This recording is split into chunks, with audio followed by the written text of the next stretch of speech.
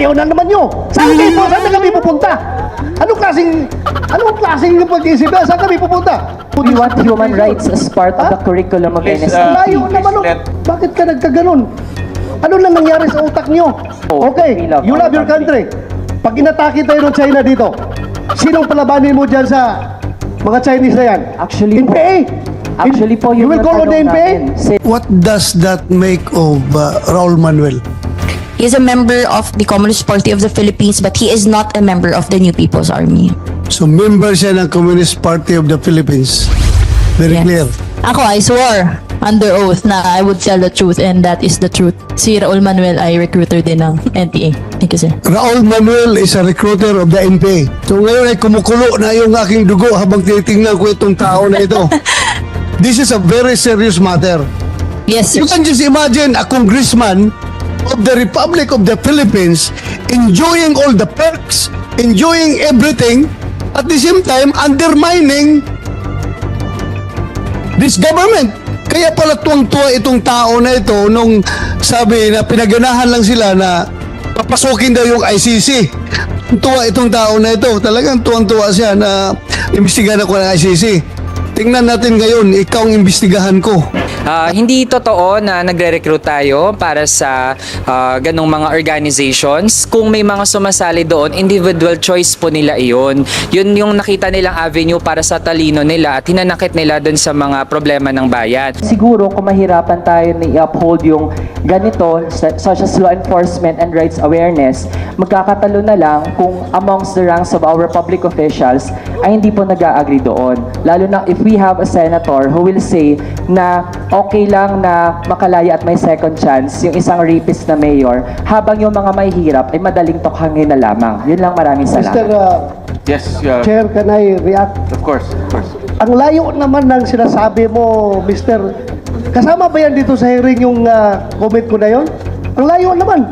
That's an affront to We this want human presentation. rights as part of the curriculum of Please, NSP. layo please naman, oh. let Senator Bato finish. Ang layo naman nung bakit ka nagkaganon? Ano na nangyari sa utak nyo? Ha? Ang layo naman. We can send you a copy of Ha? our position paper. Ang layo. At saka, I take offense on your what you said na yung ROTC is a misrepresentation of nationalism. Anong tingin mo sa amin? Anong tingin mo sa ganon? Ganon ka na mag-judge sa amin? Dinadjudge mo kami na ganon? Ha? Are you sure you're the true representation of the Filipino students? Ganoon ba? Ilan lang yan makakaliwa dyan sa estudyante. Mas marami dyan ang gusto mag-ROTC. I must tell you frankly. Bakit ka? Ang layo ng issue mo. Just to personalin ako? Napakalayo. Dapat matuto. Kung may ROTC, dapat ikaw na estudyante ka, matuto ka, magrespeto. Kahit sa isang senador man lang na andito sa hearing na ito. Huwag mong tirahin sa ibang issue na hindi ka kasama dito. Ha? Huwag mong... Honorable Chair, I would like to respond dun sa point na marami daw na gusto mag-ROTC. Mr. Manuel, let me recognize you first before you talk. And let Senator Bato finish. Ikaw, kung Pilipino ka, do you love your country? You answer me. You love your country? Ha? O sige, you respond.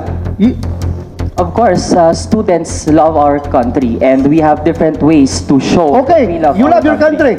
Pag inatake tayo ng China dito, sinong palabanin mo dyan sa mga Chinese na yan? Actually po- NPA? Actually po, You yung will call on the natanong NPA? namin, since gusto namin na ipaglaban yung ating bansa mula sa foreign invaders, pero mismo sa ating constitution, the AFP, which is tasked to preserve our integrity and national sovereignty, ay hindi natin nakikitaan ng real intent to defend our country. So wala tayong role model for Submit that. mo na lang sa amin yung position paper po ninyo, kasama yung position paper ng isang mga kasama ninyo. Senator Bato, can we proceed?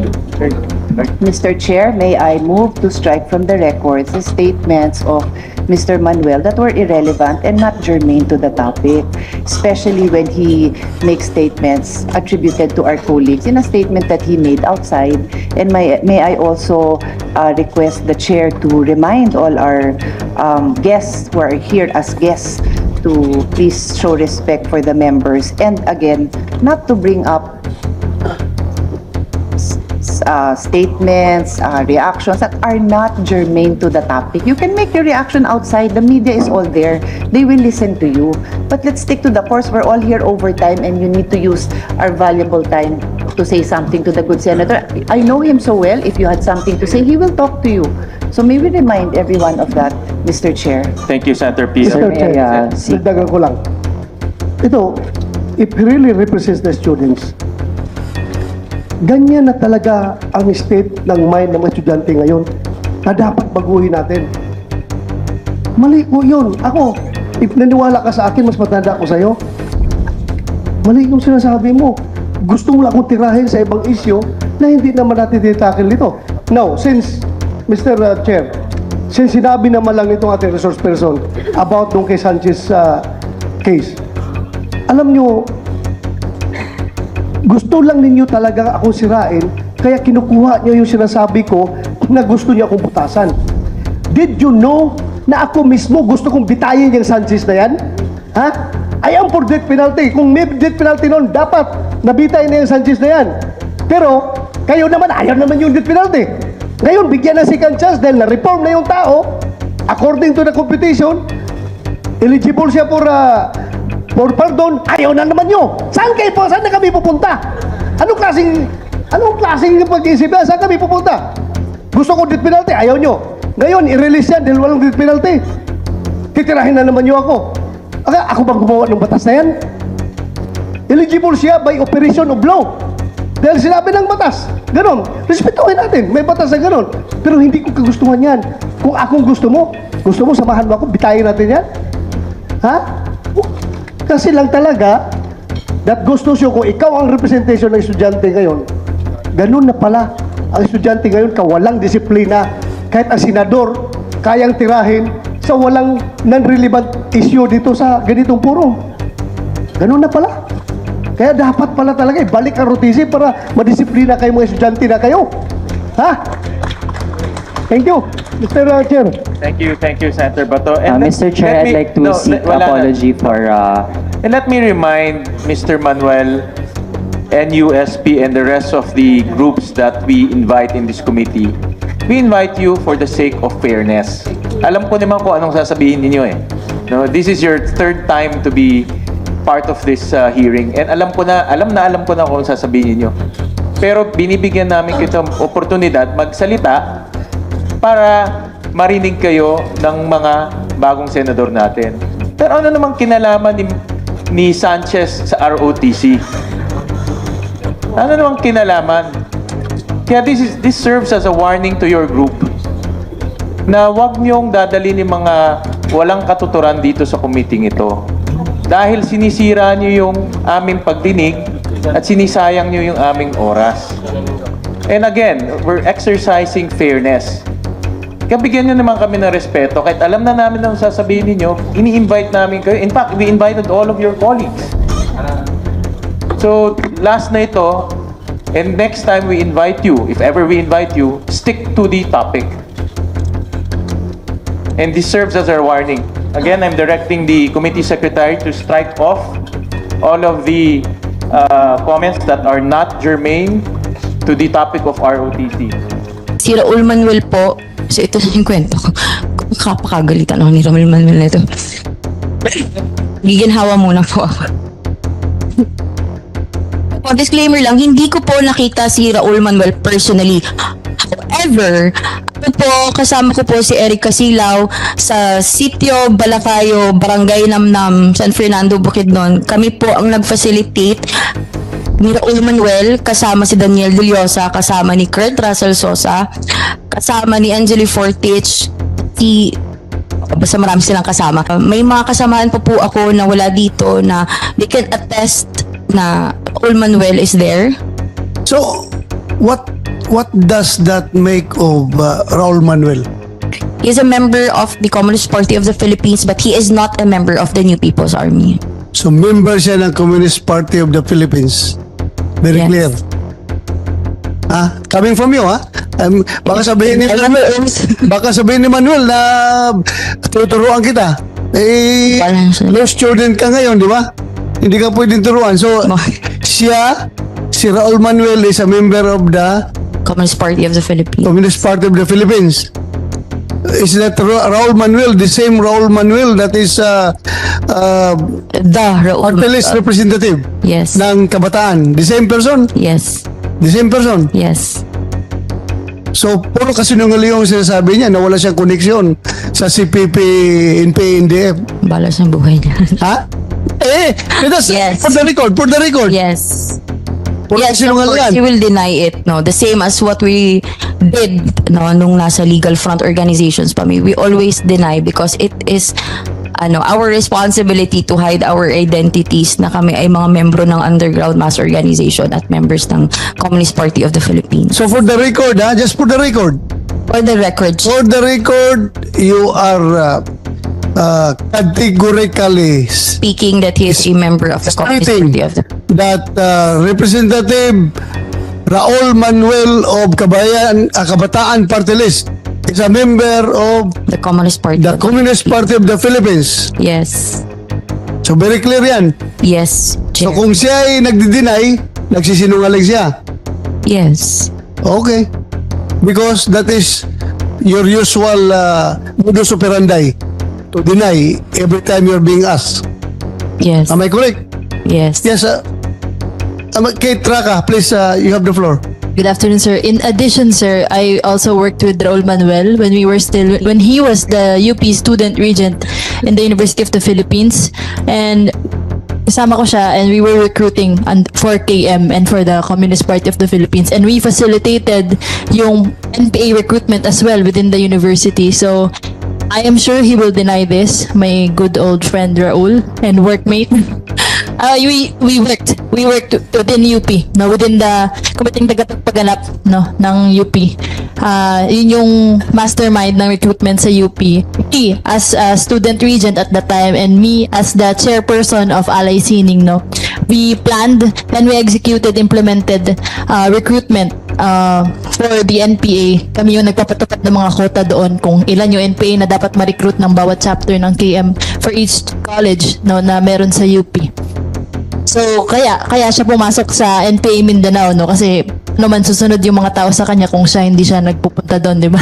So the same with me kasi leader ako, so I had to go to NPA Mindoro. How can I recruit NPA kung ako nga ayoko, di ba? Umuwi siya di ba? Hindi siya nagtuloy mag-NPA, ako nagtuloy ako. Pero okay lang naman kung i-deny niya. Kasi yun talaga yung gagawin niya for sure. Kasi trabaho niya yun at nasa Congress siya. Pero ako, I swore under oath na I would tell the truth, and that is the truth. Si Raul Manuel ay recruiter din ng NPA. Thank you, sir. Raul Manuel is a recruiter of the NPA. Yes, sir. Well, That's what we you're were- saying, right? Yes, we were planning, implementing recruitment programs for NPA recruitment, sir. So ngayon ay kumukulo na yung aking dugo habang tinitingnan ko itong tao na ito. You know, we might be laughing right now, but for all we know, this is a very serious matter. Yes, sir. You can just imagine a congressman of the Republic of the Philippines enjoying all the perks, enjoying everything, at the same time undermining this government, undermining the state. Yes, sir. Di ba? Kaya pala tuwang-tuwa itong tao na ito nung sabi na pinaganahan lang sila na papasukin daw yung ICC. Tuwa itong tao na ito. Talagang tuwang-tuwa siya na imbestigahan ako ng ICC. Tingnan natin ngayon, ikaw ang imbestigahan ko. Ikaw ang imbestigahan ko. I will do all my parliamentary powers to pin you down. Sabihin na, tingnan natin. Ikaw pala talaga ay membro ng Communist Party of the Philippines, which is the partido of the New People's Army who is trying to to destroy this government. Ha? Ganun pala talaga itong tao na ito. Tingnan natin. Tingnan natin. So, thank you for those revelations. Ha? Yes. I am being a Filipino, hindi ako pwedeng forever tayo lulukuhin itong mga tao na ito. Hindi ito po pwedeng forever tayo lulukuhin. Destroying the government from within the government. Papayag ba tayo nito? Papasukan tayo ng ganitong klase mga tao sa ating gobyerno? Granting na provided by the Constitution, yung party list ay pwede sila mag-represent dyan. What they are doing right now is talagang kakasama ng ating bansa. And I am willing, I am dedicating my life for this fight. Nakapag-retire ako sa Philippine National Police. Hindi ko mabilang kung ilang girang dinaanan ko with this NPA. New People's Army nito. At sa awa ng Diyos, nakapag-retire ako. Ngayon nagkapag-retire na ako, dito na hindi na ako ngayon makipaglaban sa inyo sa armed struggle. Dito ko kayo lalabanan sa inyong parliamentary struggle na sinasabi ninyo. Legal sa legal. Tingnan natin. Senador ako ngayon. Tingnan natin. Itong mga tao na ito yung nagpapahirap ng Pilipinas eh. Ito yung nagpapahirap ng Pilipinas. To be frank about it, sabihin man ninyo na sinira ko yung parliamentary PC, but my love for this country is above and beyond parliamentary courtesy. To be frank about it. Kumukulo ang dugo ko, nakikita ko itong patawa-tawa pa smile oh. Yung pala'y anay pala ito na sumisira ng ating lipunan.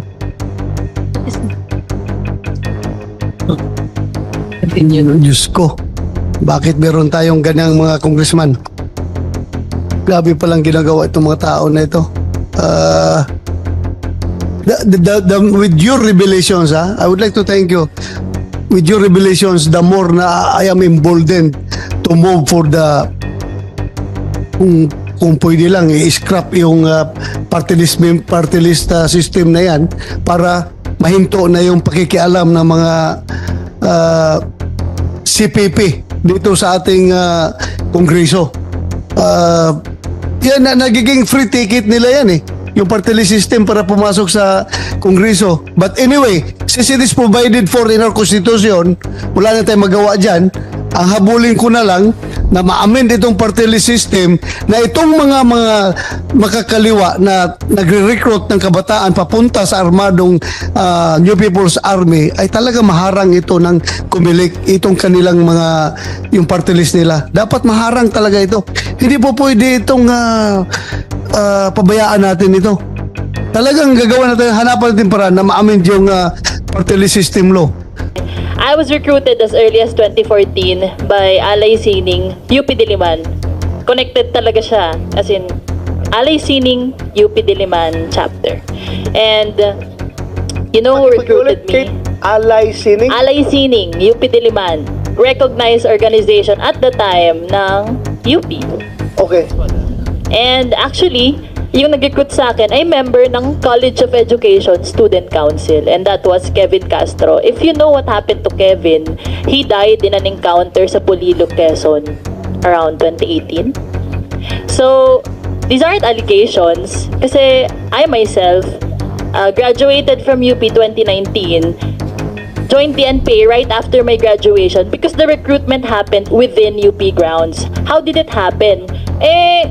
Ang nagre-recruit sa amin is members ng student council, and they use venues sa loob ng UP to conduct underground organizations using the name of student council, at the time recognized organization Anak Bayan, Alay Sining, no?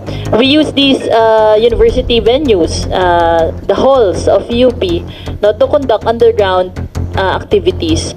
I remember one time member ng student council ang nagpa-reserve para magkaroon ng cultural night ang Kabataang Makabayan, which is illegal, no? It's an NDF organization operating underground. And you know what we did within UP grounds, no, as KM Cultural Night? We collected support from students na ipapadala namin sa NPAs. And that's happening no inside the universities. And you know, these aren't allegations because I was there.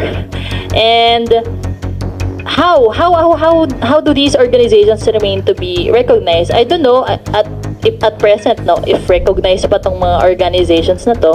I think before nung nasa UP ako, nagkaroon ng issues na hindi ma-recognize yung mga frats na involved sa violence. Pero what about these organizations no na inciting violence? I remember way back no Anak Bayan and LFS conducted pagpupugay. I don't know if you know that, but they were very proud no na maraming mga estudyante ang namamatay as NPA, na they were proud na alumni nila yon no. I can only name a few. I think student ng UP si Len Dumanais na namatay bilang NPA sa Abra. Student ng UPLB si Rona Jane Manalo, nakasamahan kong NPA sa Palawan. Namatay siya sa encounter, nabuhay ako. Magkasama kami sa encounter na yon. Sino pa ba? JC Alberto ng UPLB. And I know them because we all previously worked as student council. I was then counselor of College of Education Student Council. Raul Manuel was chairperson of College of Arts and Sciences, UP Visayas. And sino pa ba? Kevin Castro, chairperson namin. There are lots of students, no, members of student council who eventually joined the NPA. And that's not cut off na after nila mag-UP saka sila nag-NPA. No, they were recruited while we were inside. No, and how did this happen? Kasi nga, these organizations are doing this no within UP grounds. No, some of them recognized at the time recognized ang alay sining UP Diliman, kaya nakakagamit kami ng mga venues ng UP na kapag apply kami ng permit for activities within UP. And what I think, I don't know if alam to ng mga professors or what, pero we conduct educational discussions na ang nilalaman is armed revolution. No, and it's not just the theory lang ng, hindi siya theory lang ng armed revolution. No, what we are being taught inside the universities is armed revolution. No, and it's not just the theory lang ng, hindi siya theory lang ng armed revolution. No, what we are being taught inside the universities is armed revolution currently launched by CPP-NPA is correct.